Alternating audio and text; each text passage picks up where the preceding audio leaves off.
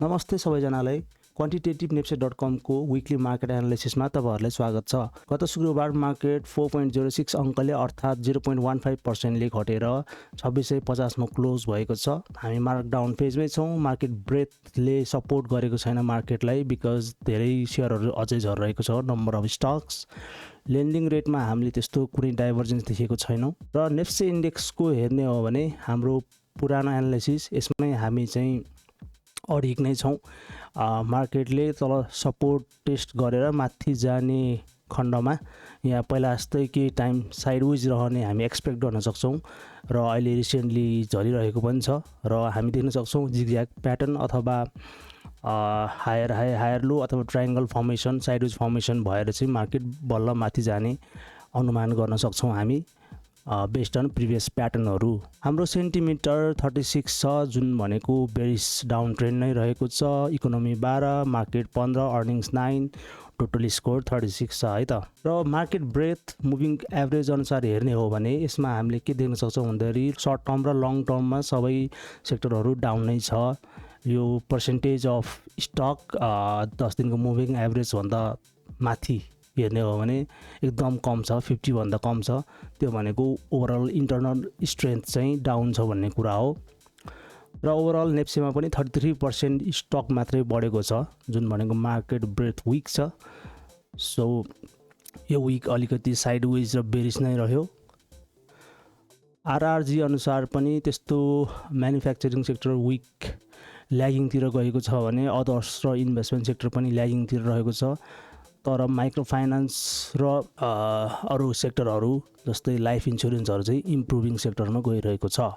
अब हामीले यो एक हप्ताको रिटर्न हेर्ने हो भने अनवेटेड वालामा हेर्ने हो भने म्युचुअल फन्ड मात्रै बढेको छ र माइक्रो फाइनान्स अलिकति बढेको जस्तो देखिन्छ लास्ट डेमा फ्राइडेमा।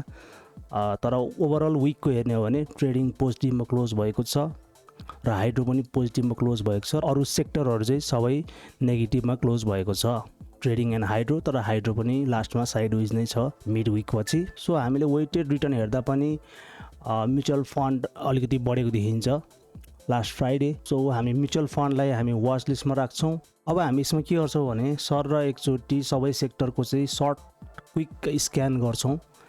जस्तै कमर्सियल बैंकमा नबिलमा अलिकति बढेको छ। सो नबिललाई हामी वाच लिस्टमा राख्छौं। नेपाल बैंक पनि बढेको छ। नेपाल बैंक डेभलपमेन्ट बैंकमा त्यस्तो केही पनि छैन। फाइनान्समा त्यस्तो केही छैन। होटल्समा पनि खासै त्यस्तो छैन। सीजीएच फ्राइडे अलिकति बढेको देखिन्छ। हाइड्रो पावरमा पनि त्यस्तो खासै छैन। अब एसओएचएल हामी वाच लिस्टमा राख्छौं। इन्भेस्टमेन्ट लास्ट डेमा भनेको इएनएल र हाथवे वाच लिस्टमा राख्छौं हामी। लाइफ इन्स्योरेन्समा सीएलआई र आईएलआई जुन फ्राइडेको बढेको हिसाबले मैले वाच लिस्टमा राखेँ। म्यानुफ्याक्चरिङमा सोना एकदम थोरै बढेको छ। इसीएल यसमा पनि हामी वाच लिस्टमा राख्छौं। यो चाहिँ बाइङको भन्दा नि सेलिङको लागि हुन सक्छ। माइक्रो फाइनान्स एनएलबी मा राम्रो एउटा इन्क्रिमेन्ट भएको छ। एनएलबी म्युचुअल फन्डमा हामीले अलिकति इन्ट्रेस्टिङ देखेको भनेको एचएलआईसीएफ र एनआईसीबीएफओ। नन लाइफमा त्यस्तो केही पनि छैन। अदर्समा पनि छैन। एमकेसीएल चाहिँ राख्छौं। प्रमोटर शेयर अलि नहेरौं होला। ट्रेडिङमा पनि त्यस्तो केही पनि छैन। बीबीसी अलिकति बढेको छ। बीबीसी राख्छौं हामी वाच लिस्टमा। अब वेटेड वाला हेर्छौं जुन चाहिँ volume weighted. Commercial bank Nabil अघि हामीले राखिसक्यौं। डेभलपमेन्ट बैंक फाइनान्स केही पनि छैन। सीजीएच हामीले राखिसक्यौं। हाइड्रो पावर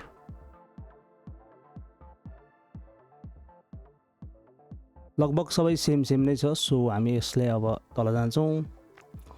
अब एकुमुलेसन हामी हेर्छौं। एकुमुलेसनमा हाम्रो के छ युएलएससी यसमा बुलिस क्यान्डल पछि फेरि एउटा बेरिस क्यान्डल बनेको छ इनसाइड क्यान्डल। सो यसमा तर भोल्युम पनि टन्नै छ। सो हामी यसलाई वाच लिस्टमा राख्छौँ। ULSC, SFEF, NMFBS,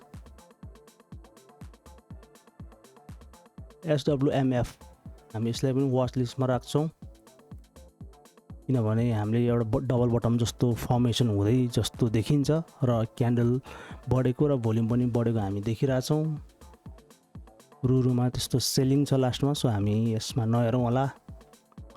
CGS पनि सेलिङ छ, अलरेडी हाम्रो वाच लिस्टमा छ।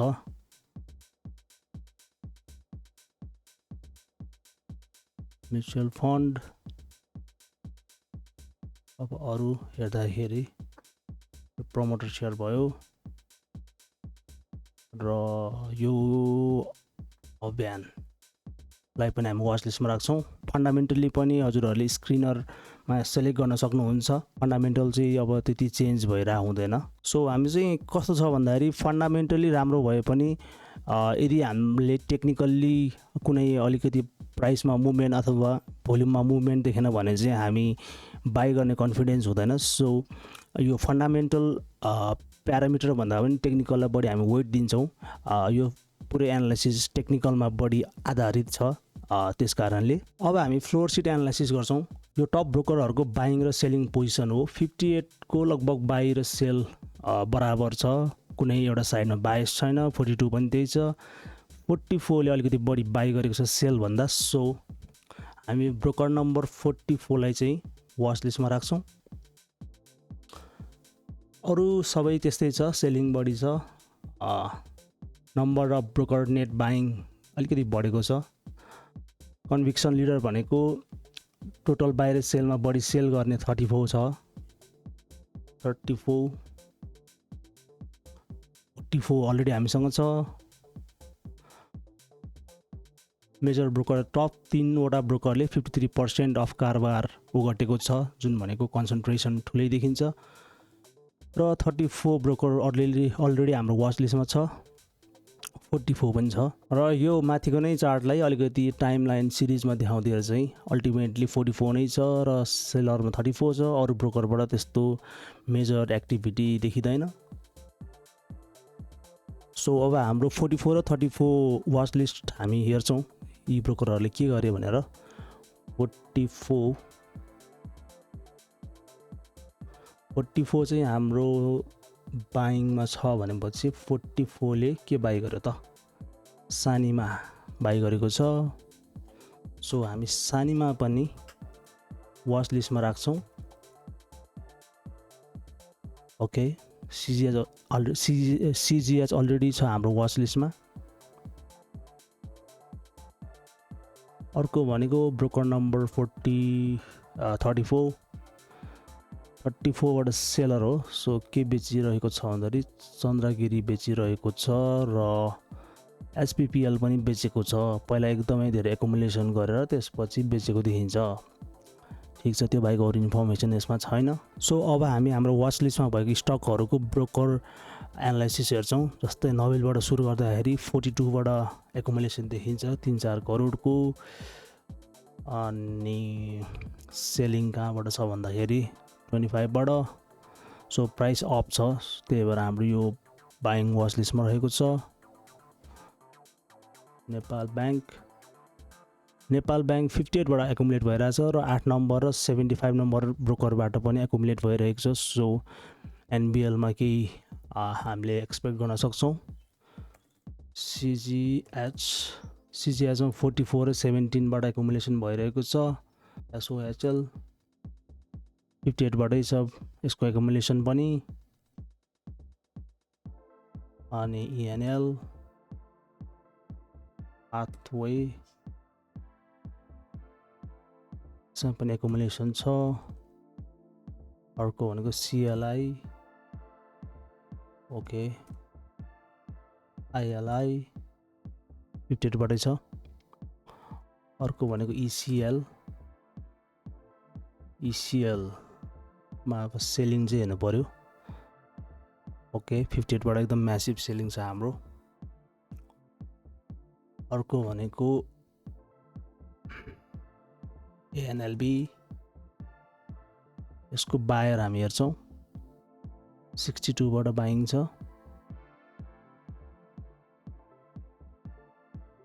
HLICF यसमा खासै देखिएन केही पनि। NICBF यसमा पनि खासै त्यस्तो केही पनि छैन, सो हामी हटाइदिन्छौँ NICBF र अर्को हाम्रो के थियो HLICF। त्यसपछि हामी हेर्छौँ MKCL, ओके 77 बाट एकुमुलेसन। BBC खासै एकुमुलेसन छैन, बरु सेलिङ चाहिँ हुनसक्छ यसमा, ओके पहिल्यै सेल भइसकेको छ। अर्को भनेको ULSC 47 बाट एकुमुलेसन। SWMF ओके ठिकै छ एकुमुलेसन, ओके अभियान पनि 77 बाटै एकुमुलेसन भएको छ। सानीमा 44 बाट राम्रै एकुमुलेसन भएको छ, लगभग यो 8 करोडको है। सो सानीमा हामी हेर्छौँ। त्यसपछि अरू लगभग त्यति नै छ। अब हामी स्टक प्रोफाइलमा जान्छौँ। नबिल पनि हाम्रो वाच लिस्टमा रहेको छ, bullish up trending strong momentum छ यसको, र एक हप्तामा 76% स्टकहरूलाई बिट गरेको छ, र नेप्से भन्दा पनि आउट पर्फर्म गरेको स्टक छ यो। फन्डामेन्टल बिलो एभरेज र प्रोफिटेबिलिटी र क्वालिटी भने एबोभ एभरेज छ। फाइनेन्सियल सेफ्टी सबै साउन्ड छ, र अरू फन्डामेन्टलहरू पनि राम्रो छ, डिभिडेन्ड कन्सिस्टेन्सीदेखि लिएर सबै कुरा। Major accumulation 42। सो अब हामी एउटा डिटेल चार्ट पनि हेर्छौँ नबिलको।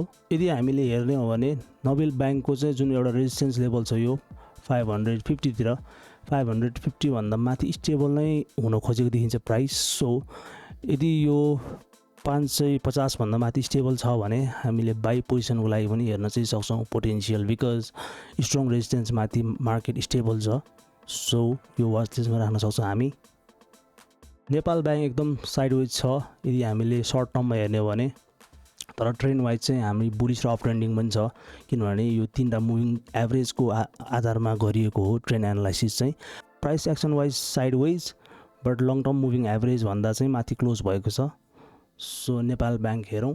अब यसमा के छ भन्दाखेरि साइडवेज धेरै, अनि भोलाटिलिटी पनि अलिकति कम नै छ। डेली भोलाटिलिटी चाहिँ अलिक तलमाथि धेरै देखे पनि ओभरअल ट्रेन्डको हिसाबले चाहिँ मार्केट अलिकति स्लो नै छ NBL चाहिँ। तर पनि यो जुन सपोर्टहरूबाट चाहिँ बााउन्स भएको देखेपछि योभन्दा तल मार्केट जाने चाहिँ एकदमै कम चान्सेस देखिन्छ नेपाल ब्याङ्कको 260 भन्दा तल चाहिँ। सो अलि लङ टर्मको देखि र मिड टर्मको एकुमुलेसनको लागि ठिकै हुनसक्छ यो चाहिँ। CGH पनि हामी हेर्छौँ 44 बाट एकुमुलेसन छ, ठिकै छ। CGH मा चाहिँ हामीले त्यस्तो ट्रेन्डिङ देख्न पाइरहेको छैनौँ, हाई र हायर लो त बनिसकेको छ। लगभग हामी यो 790 अथवा 800 ब्रेक गरेपछि यसमा एउटा ट्रेन्ड सेट भएपछि बल्ल वाच लिस्टमा राख्दा ठिकै हुन्छ होला। एकुमुलेसन चाहिँ देखिन्छ यहाँ हाम्रो ब्रोकर नम्बर 44 बाट। फन्डामेन्टल बिलो एभरेज SOHL हेर्छौँ हामी। अब near resistance, high volume price off, profitability above average छ, अनि यसमा ठुलो एकुमुलेसन भएको छ 58 नम्बर ब्रोकरबाट। So massive accumulation, let's see SOHL। So यसमा चाहिँ हामी यो यहाँ एकदम सर्किट लाएर यहाँ ब्रेक भएको थियो, र त्यसपछि केही टाइम यहाँ पज भयो, र त्यसपछि फेरि अप हुन खोजिरहेको छ। सो रिस्क टेकरको लागि चाहिँ यो पनि एउटा वाच लिस्ट हुनसक्छ। ENLमा खासै इन्ट्रेस्टिङ प्याटर्न छैन, हामी यहाँबाट देख्न सक्छौँ। ENL बन्द, यसमा हाथवेमा सपोर्टतिर रहेको छ तर कन्फर्मेसन छैन। CLI साइडवेजलाई हामी क्लोज गर्छौँ।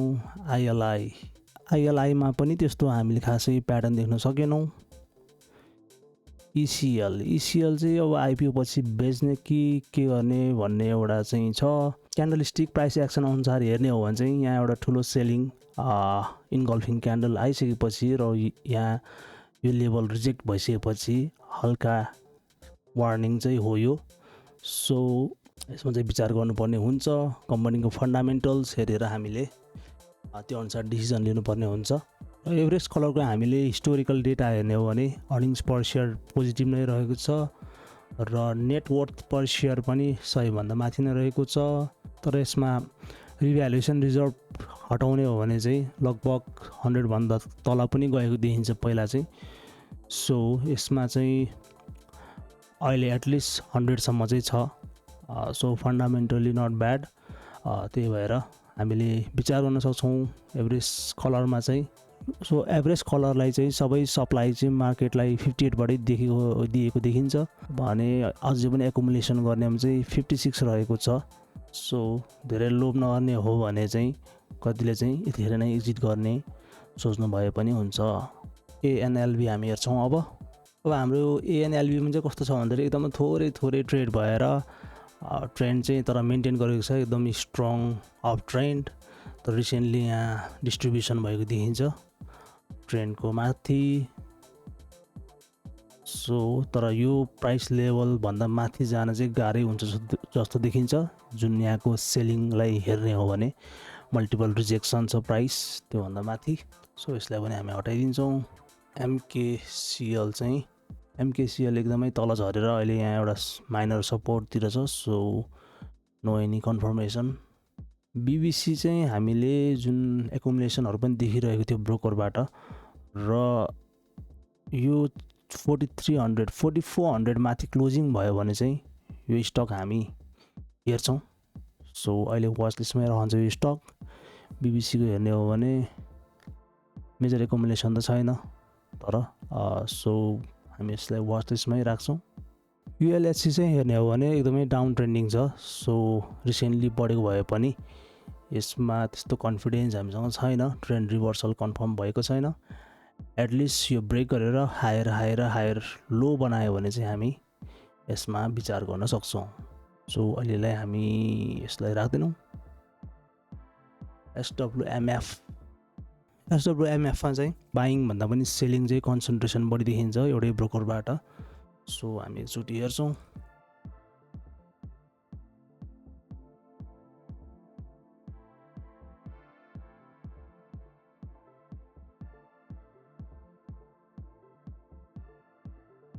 सो यस 81बाट एकदमै म्यासिभ सेलिङ छ यो SWMF मा। तर बाइङमा त्यस्तो एउटा वान साइडेड छैन। सो SWMF हामी अहिले हेर्दैनौँ। अभियान हामी हेर्छौँ। हामीले यदि यो अभियानको स्टक हेर्ने हो भने चाहिँ लगभग सपोर्ट जोनतिरै छ मार्केट चाहिँ। यो सपोर्टभन्दा तल जाने चान्सेस कम नै हुन्छ किनभने यो धेरैचोटि स्ट्रङ सपोर्ट रहेको छ। यो 900 देखि तपाईँको 1000 को लेभल चाहिँ इभन 1000 नै स्ट्रङ सपोर्ट हो र 900 यो जोनबाट तल जाने अझै तल जाने चाहिँ चान्सेस कम नै देखिन्छ यो रेन्ज अनुसार। सो एकुमुलेसनको लागि मिड टर्मदेखि लङ टर्मको लागि चाहिँ वाच लिस्टमा राख्न सकिन्छ। सानिमाको ब्रोकर फ्लो हेर्दाखेरि 44बाट एकदमै ठुलो एकुमुलेसन तर त्योभन्दा बढी 33बाट सेलिङ छ 15 करोडको। सो सेलिङ प्रेसर नै बढी छ र मार्केट पनि घटेको छ त्यही अनुसार।